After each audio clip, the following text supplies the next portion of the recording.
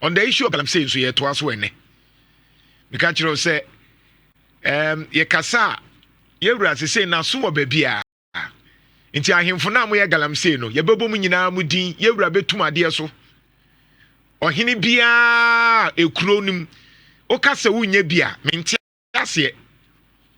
Because mpanyifo na mo amubu mu be se panyin tie fie ma ye we nan ka ye ka nan kawefo a ye ka ne ka ho enti wuntimi nka nkyere me se onye aware Galamsey ko ye wura kan ho asem se wo de se ohene bi didi ko wasa asemu a wutimi ka na no ye wura ka kyere ahemfo no on the issue of Galamsey o se ohene bi didi ko wo na nakro no wasa asem di a wutimi di ye wura e kantam na nso so edru Galamsey dia so wante na so yo ohene ben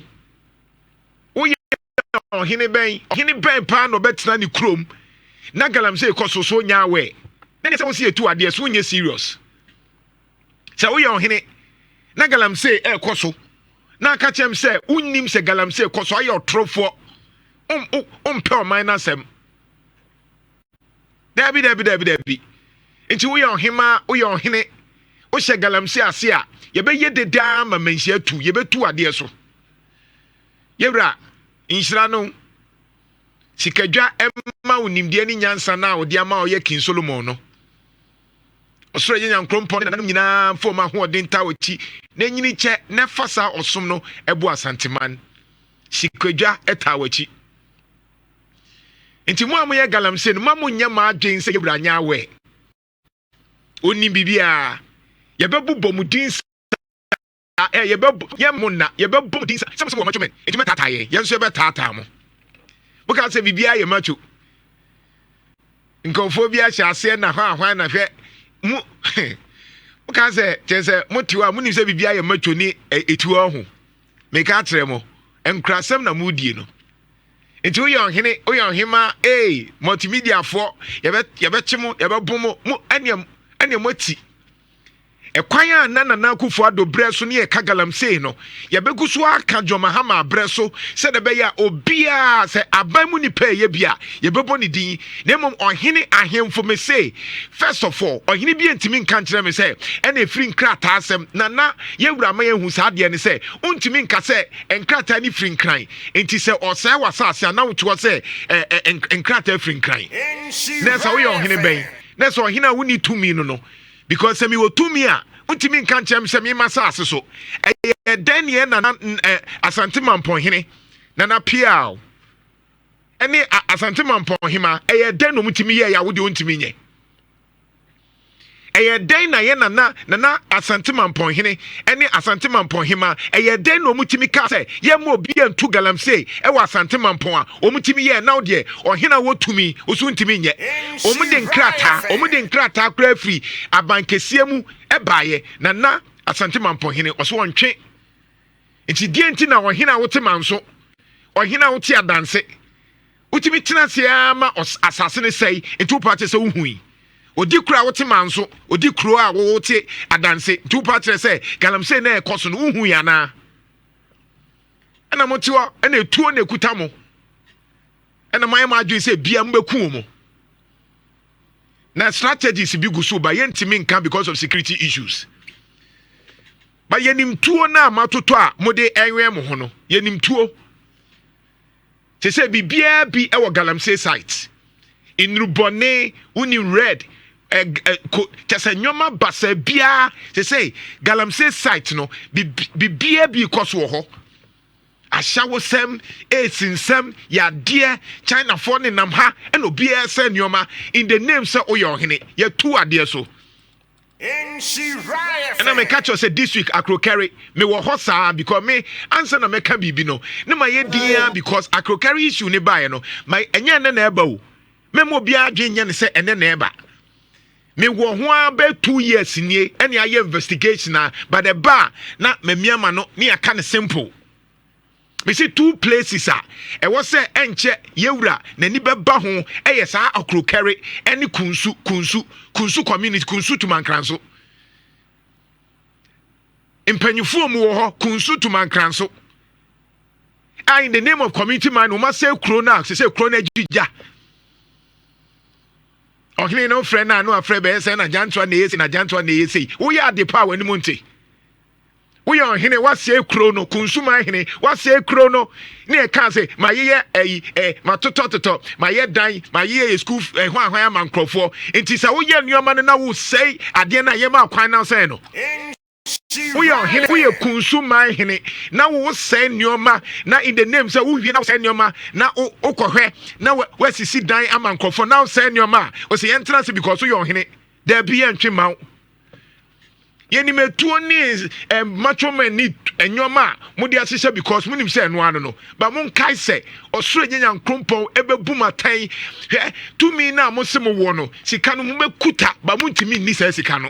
Nhyira open sikani nyina bi mesi so far as obia was say asase or say asase because suru nyan krompo nyansem no obo nipa wieye no o ka say reproduce multiply enye yanwo wankase yanwo ne ndore enye sa the original context no to multiply to add to reproduce eche say fa bika ho men say no enti obia na o say osregi na nkropo agapade no nyankopon ni be di ni nwuno enti nyankropo nyansem o ye garden of edi no o ka kire onipa say onipa ma bow fa bika ho kra asase no mense asase no se de be ya akiri mabenya so mfaso enti se woti krom ha na wo ye ohene na wo kuro a na insuo tene na asase ne kwaya na egu ho na kwaya na sei insuo na sei utim wo so ye ohene a nyankopon ni wo bedi wo be wu ntem o ho ntawo da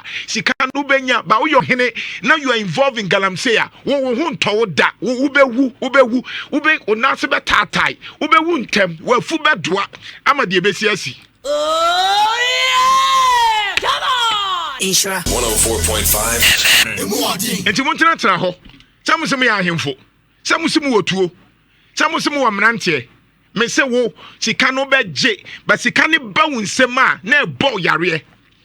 Eje ankopon be kum maako galamsey fo no.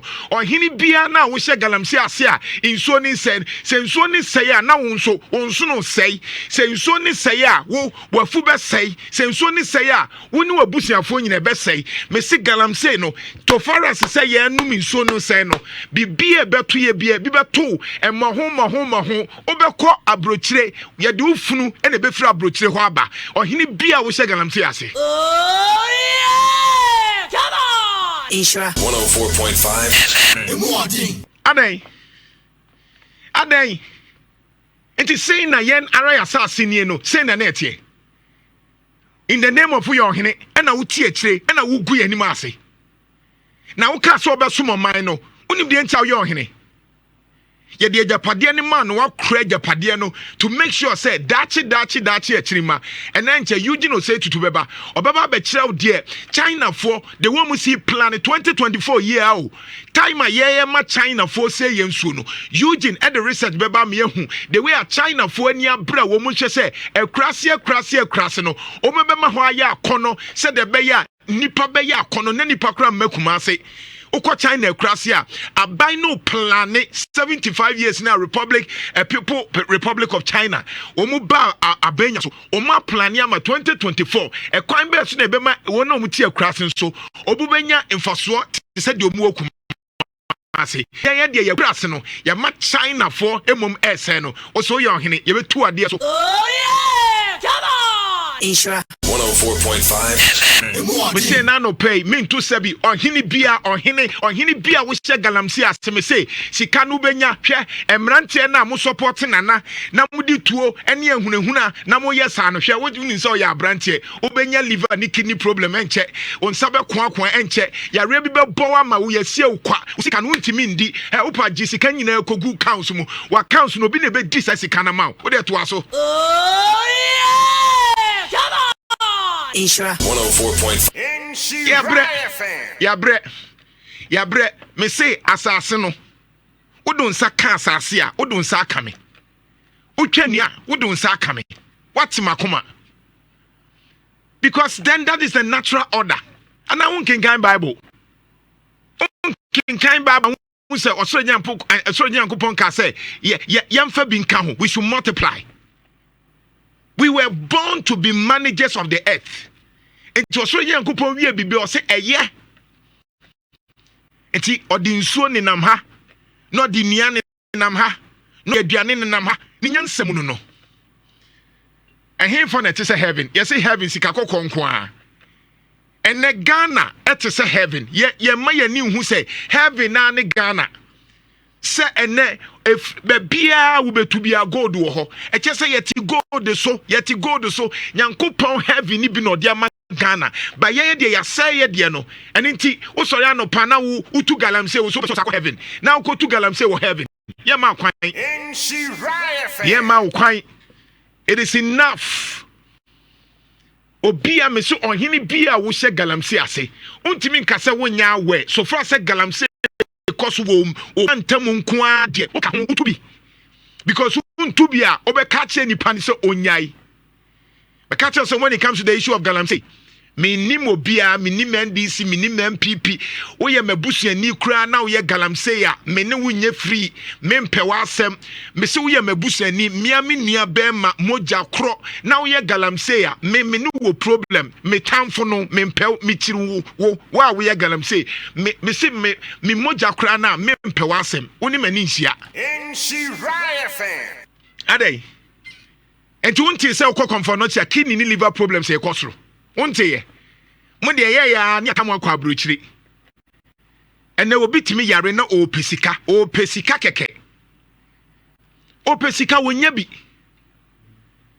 tire bi abawie ni af de tiem obi ni e from left and right obi nya problem na e was of friend na Jantuah asif say me osika we he me bosu mi anke na medie ene madwuma ameye minisika but to the be out me hwe na woodie no wo say wugya na de mobi na wo kire yam kom why because politician bi ni ohene bi transfer ama nso na say ama nkofo nso no mu no yenya kidney ni liver ni cancer enti obi amfa ho na nipa ni yare wi a or per 1000 Ghana cedis kra onya na wo panyin ni de nsem hunu ene nsem hunu ni nkwase asema a wutu odi as ohene as politician as whoever no otiwo because we are betimi akọ South Africa me say obekọ South Africa ye be juice ka boarding onsuru nyina betutu obeba no obenum adura obewu Nhyira FM ye wu abewu bi wabusiafo bewu se wonya kura wu asase kan wabusiani e de ne nsaka the same thing e beto no woni wabusiafo nyina me say saa na beye mo enti wonya wu kwa se wo yiri na edi saa Galamsey sika ni bia wo yiri nso e beka no se wo ma na edi saa sika Galamsey sika ni bia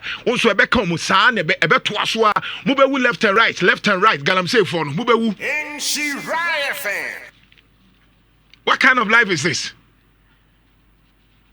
And now you're hinting na yesia or hinting sebi unim nyansa or hina wo ye Galamsey unim nyansa mi busaw or hina ye na nanum nsuo na ne de yi apaye ukọ akrokari a nsuo na manhia de yi apaye no se manhia e pesa nsuo ni bia na nkrofo arahye e de nsuo akwakogu saa nsuo ni ma wo de yi saa apaye no. That is how wicked people are. Now sorry I Robert Katem say akrokari ye nye Galamsey who born dog Musa asase no ka chem some nya Galamsey. Me maka say small scale mining and na wo ye ni ya me support it because I was a Ghana for na too enti me mintia small scale mining. Community mining kra yentwam. Community mining na MPP abande by yentwam because I am more than Galamsey. Community mining no I am more than Galamsey. Enti community mining yo hwa yo yenye nkrata ni nyina ni yentwam. Ada yen two gold na ayede Nhyira FM ti enya sabia jimifo bi no mu ye omu tu ade ne nyanya so mfaso a yen tu a de ne besie se ya anya Galamsey na de ne besie gold ne ya tu a yenya so mfaso yarea ne yare hu a ne ewu enkofo na no red ne basa yi ena nyoma basa ne enti se yen tu gold na ayede eyede ya Zimbabwe Robert Mugabe o say se ene ye enkofo na enim nyansa da bi or pray the padiana to that be nyansa for ni ba omubetu ni ye Nhyira FM. What are we talking about? Bra Facebook na menchire wade kwa carry na hwe insu a yewura na minim se menhie tie because insu bi wo akrokari ho a saa insu no yewura e de ye amane enti se eduru time se yewura epebia na ka aye fast akobu insuo a eye papa nom de akogu ade anim enti wo ba ya ase insuo natene. That is how wicked people are. Me say menhia madaruma nananom a mompre galamsey so a ye boa ye wura no akro carry him a ewo sam frɛ no akro carry galamsey koso kunsu galamsey koso bibia mebe lines no mantem bia galamsey koso no frɛ ne bodin na ye ntrotro ne ye hu de koso me say nti bra Facebook na behwe saa bia ye na ye wura odi yi apaye insuo no se time bedru no mo abayi apaye na no ma ye fast di insuo pa enti ukwa aya insuo na nitene wan na wo dada no Nhyira fan wan na wo dada no me se behwe de omo ye insuo na ni na kese aye ketwa insuo na ye ketwa awe insuo na hwe ahanso na tetene na insuo ne tene pa besoro behwe bi wo Facebook na insuo ne tene pa wa ko carry ho a yewura e de yi apaye eye amane nanso enne insuo na we why because galamsey na sisi kwan no onti ya na ye koyi enoma ankobra kra ye sisi no. What kind of life is this? Me say afie be kono raw wo ye ohene bia wuti krom galamsey koso bosome frɛ ho kra de nyankoi bosome frɛ ho e ho kra de dead zone ya danso mu sankrofo no ya danso DC na no wo MPP mu na yi na di no a ka se mada no ne ho ne de galamsey no ate atese wo bosome frɛ ho bosome frɛ ho ate atese uti play mu na wo kwa akra ne e fa leg bosomtwe a utira leg bosomtwe bosome frɛ ho ni ba bia ye galamsey e kwa to konongo hwe wo se yi nkrofo bi adi I say yewura eyiyi mpaboa bi me say ohene bi oye galamsey ye ma honto se also me honto ya ye ma wo honto wo ye criminal ohene bia wo ye galamsey no wo ye criminal abanya wo ye be chiw onye nyankopon mu kura so ye criminal enti wonye sika na wo saa na be ye hwe enye sika bia na edi o Nhyira fan na wo ye NDC ni na nso aye wadwen se wa ban na aba na anu aye di nkomo bi NDC women organizer you are involved in galamsey NDC women organizer bi wa Ashanti region na me ma 3 days to Friday se when nya sansem hunu na wudi na mebo wudi NDC women organizer bi e one of the constituencies na no na nim se ye fro bu say ni say ai e hoya me masase NDC women organizer be careful Nhyira fan aden mo bobo adam ana mo yare ana mo nim nyansa ana that's the bia mo dem adwen ne say ye de yengu e wo didi kra na usuro wo didi ana usuro why because kwabrani bia ye na adwen say obesa asase no ene ntosu nyina ye yare nyaado ye yare because wo konom nkwan na wo nim de ye ye kan we ya wo nti ase ene nso boa ye de inso common inso ne boa ye den ene ekrasefo ne eba krom ebeto enuane ekọ ekrase eyeden wo bra ne anim se ekrase nyoma ne na etimi koyi. So what are we talking about? Oh yeah, come on Nhyira 104.5 FM. Kofi mitio Nana